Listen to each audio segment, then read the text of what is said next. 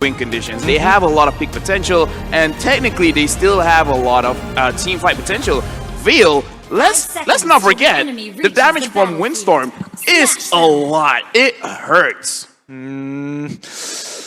I'm sorry, I'm having way too much PTSD moments for just getting one shot in the mid lane from it. I definitely understand where you're coming from here, especially with the upgrades, making sure that he has the damage, but it is time. Who is going to take their first win here at the tournament? Is it going to be Team SMG on the blue side, or is it going to be GX Squad on the red? Let the show begin here, and so far we're seeing both sides, you know, starting off on purple for the side of Bane, starting on the side of orange for Paquito. Hisk going 1v1 against the Brody. We've seen this matchup a lot. And Sasa, Raksasa, expect this to be unlocked, especially since we have Expedia just moving around. Look at this. He's not playing around. He's playing with that impure rage. So he wants to deal a lot of damage. He wants to go fast. And he's just closing off this lower part of the map, forcing Amuni to answer back, forcing Amuni to help out and give Hisk here a free time. Well, let's see if they're actually going to get the punish. Sasa, he's being really aggressive. Oh, no. Mooney, he finds Expedia, unfortunately. And Sasa, he's going to buy a little bit of time, and as Mooney tries to get on out there, flickers away. Luckily, no trades, but most important, we do see at least 2 flickers being blown.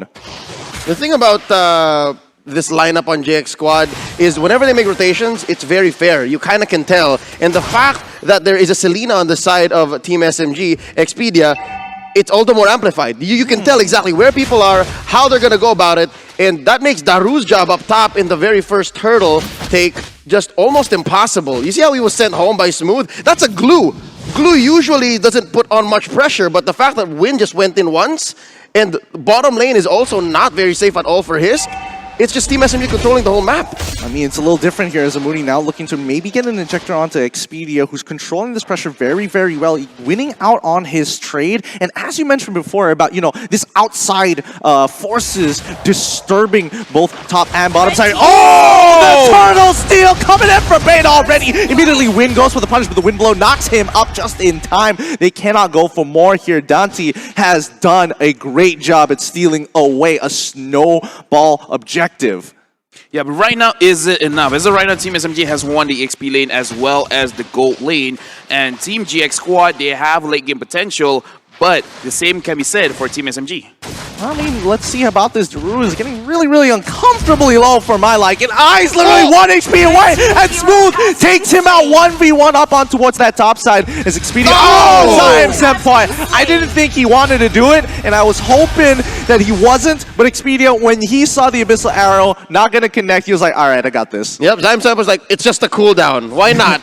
Why not? It's extra space on the map, and yeah, the question earlier was that worth it? Is it okay to give over the turtle to have extra lane pressure, buy out these cooldowns on the ult on the side of GX Squad? The answer is yes, because for Team SMG, they know exactly the plan. It's just to pressure and to shrink the map for GX Squad, and eventually Hisk, he's not going to have anywhere to go. Look at this. Yep, the dive is already, I mean, they pushed him out of the lane. That's the most important part here. But GX Squad, I like the response. They're going towards that mid lane, trying to crack open that tier 1. And unfortunately, Smooth is there to reply. There we go. Dante getting blown up by the feathered airstrike here as Expedia rotates to maybe catch one more off. Abyssal Arrow doesn't land, but Yato forced to flicker away. Oh, wait, Hisk! Oh, Hisk! No! He actually gets caught down on that bottom side! Spoke too soon. Team SMG, they seem to be attacking on so many different fronts, putting so much pressure on GX Squad. It's confusing the MENA representatives. There's so many fronts, so many angles of attack that, again, halfway through the draft, since GX Squad looked like they were switching it up, Team SMG took advantage of that. They found that weak spot. I mean, that's not all. Yato is getting punished again already. Torn apart memories being used, and Zyme Senpai is like, don't worry, guys. I got it again. One more in the bag. And he holds it for a little bit longer just to check the tri-brush. Really nicely done there by Zyme Senpai. Very micro stuff overall, but here comes the Deadly Catch. Oh, it's going to be the Daytona's Welcome, not connecting on towards Smooth, who pulls him back. Dante, unfortunately, just stuck in an awkward position, allowing Win to secure that kill. He's going to sit on top of Turtle. No contestants anymore as Hiss getting attacked again. Down on that bottle side. Trades 1 for 1 though. At least he has turned the tide. GX Squad, what they're doing is they're answering to Team SMG. Again, I mentioned earlier, in a lineup like this, in a matchup like this, where you're facing off against a strong champion, you gotta hunker down. And so far, Team SMG, what they've done is, okay, you wanna fight? You wanna fight over here? How about here? GX Squad has just been saying, okay, let me see what's over there. And it's been biting their behind ever since. That's what's explained this 9-1, 4K gold ahead at about 5 minutes. Right now, the person that can make a difference is Amuni. If he can set something up, then it's going to be great. Because as of right now, GX Squad, they have tried to fight, but they have not fight in an advantageous state. It's always in the side of Team SMG to really set things up, and they decide whether they want to continue or not. It feels like it's about priority, right? It's about trying to... Oh, speaking of catches, win with a knock-up strike with the help of Zaim Senpoi. Already taking out Yato here, and fortunately for Hiss, he is not having a fun time. Sasa has now completely dominated this lane. It's going to be impossible for Hiss to hold on 1v1 without some kind of outside intervention. Yep, you're talking about priority, and this lineup is just not equipped to do that. This lineup just cannot say, okay, we'll take this fight, okay, we want this, because that's just the nature of Jawhead. Jawhead doesn't do very well at playing bodyguard. We saw earlier how strong it is on the offensive, and just to catch feathered airstrikes like this, it's the living artillery strikes again, and GX Squad unfortunately getting sieged under their turrets. You gotta give it to Win though. When he lands the knock-up strike, it's almost a guaranteed kill so far. And Smooth, he's doing a great job just making sure Daru can't get out of his own lane. It's not fun. It's not fun at all, but so far, let's see how far they can push this through. Smooth holding on to his own as Daru is going to be clearing out the lane. Feather Airstrike coming out once again, and it looks like Team SMG will be trying to knock on that tier mid 1.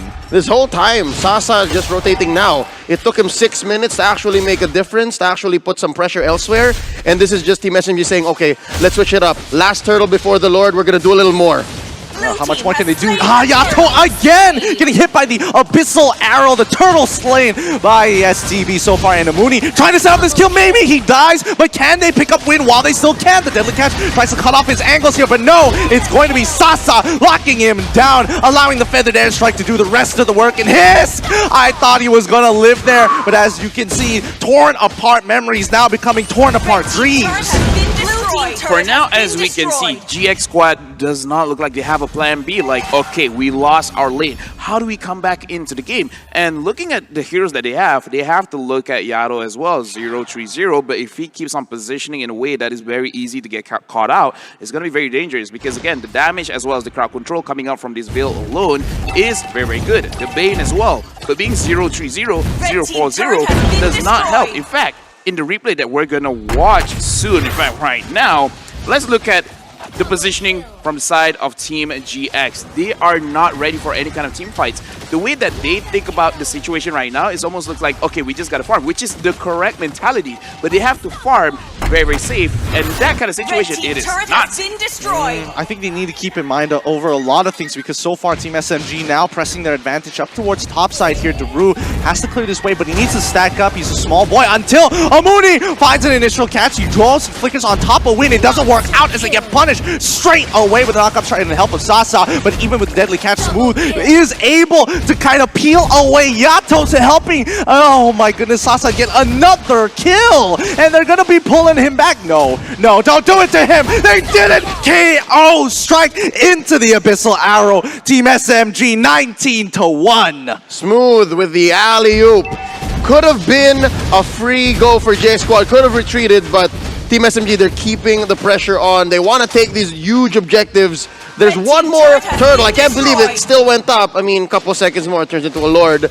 This is essentially Team SMG knowing where the pressure points are, and there's no space left for GX Squad to move. Nope. The rest of the map belongs to Team SMG now. Nope, this is a kill situation. There's nothing more we can do about it when you're at a 12K deficit like this one. At 9 minutes into the game, it's pretty much game over in the MPL. It's really, really tough here. LaFell, is there anything GX Squad can do to make that space? Unfortunately, you have already said it. 12,000 gold difference. There's really not much you can do. The only thing that you can do is slow down the game where gold doesn't matter, but Team SMG, if they close it out quick, then yeah, they're not gonna get to that point. They're not equipped to slow the game down. Again, the fact that the Jawhead, we've seen it over 2 or 3 team fights prior, it is not very good at spacing people out. It can only ejector one dude at a time, and half the time it's throwing people into the face of his, into the face of Yato. Hence the 0-4-0 on the Veil. Okay, is this even possible that GX Squad could maybe at least get 2 levels? Wait, hold on, the Windblow already finding Expedia. He almost gets 1 shot here. It's Smooth now trying to split up the fight. Bane instantly gets taken down, but he manages to get the deadly catch. Legendary coming out of Sasa. The man is just taking names for himself. This is really brutal to watch here, Leo. I would like to retroactively answer your question. The answer is no. It has to be a mistake of Team SMG. Based on kit alone, GX Squad is not ready to do anything to the Team SMG lineup if Team SMG plays it properly, correctly, all throughout.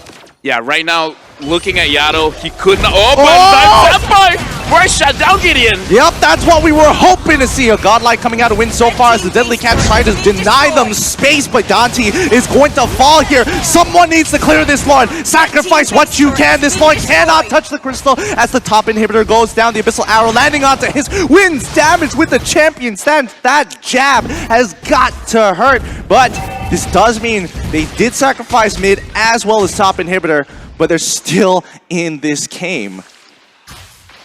As of right now, Leo, you said it, Team SMG is on their game to lose, and then the Legendary looks like SMG really wants to push this for the win. It's tough. It really is tough, and so far, they can only just clear the waves and hope for the very best, and maybe, just maybe, if Yato can reach at least level 12 here, at least you'll have the upgraded kit of Veil. We don't get to see Veil too often, and I'm still hoping for those big one-shots, Leo. Yep, the one-shot might happen. A little bit of silver lining for GX Squad. Maybe a Death Bush. That's the only other way. We saw some variation of it under mid lane inhibitor, wherein they took out Zyme Senpai, this shutdown on the 4-1-9 Farsa. But that aside, how do you even make a Death Bush? You're barely able to get out of your base. There isn't a lot of control, and oh my goodness, Win just absolutely disrespecting Bane here, just jabbing on through, one-shotting him. No problem! Oh my goodness! Sasa as well, following it up. They're just taking pick by pick, endless battle onto Sasa, 10-1-9 here, and they are going to look to end the game here.